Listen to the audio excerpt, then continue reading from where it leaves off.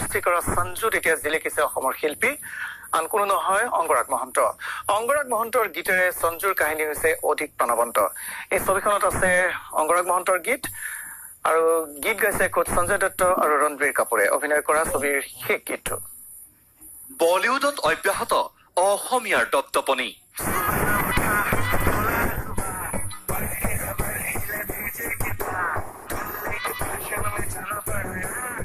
এইবাৰ সদ্য মুক্তিপ্ৰাপ্ত সঞ্জু ছবিত পাপনৰ কণ্ঠ।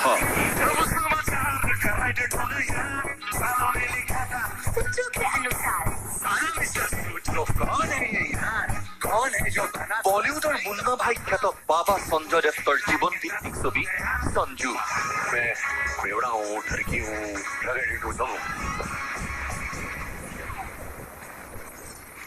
এই সঞ্জু ছবিতেই ৰণবীৰ কাপুৰ সুপ্ৰিয়া পাঠকৰ সৈতে কণ্ঠ নিগৰালে অসম সন্তান অংগৰাগ পাপন মহন্তই।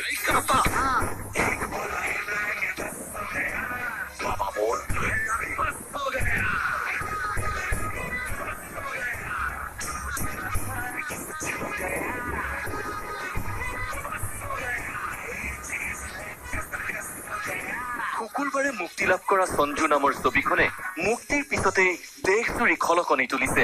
अंडरवर्ल्ड से दोस्ती करेगा तो पुलिस वाले पीछे पड़ेंगे ही ना।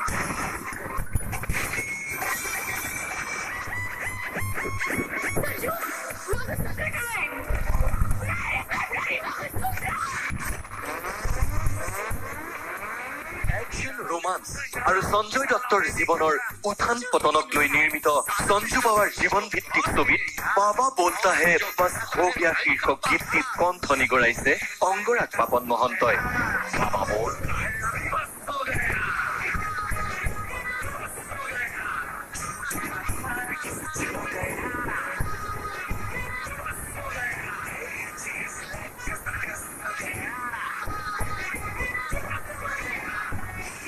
কেৱল সঞ্জু ছবিতেই নহয়, পাপনে কৈ গ'ল আহিবলগীয়া নতুন বলিউডৰ ছবিত কণ্ঠদান কৰাৰ কথাও।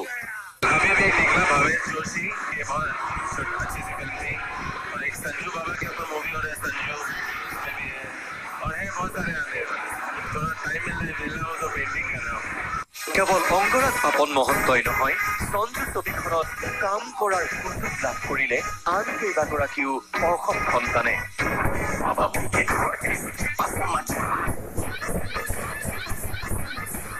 News Desk Report, News Live.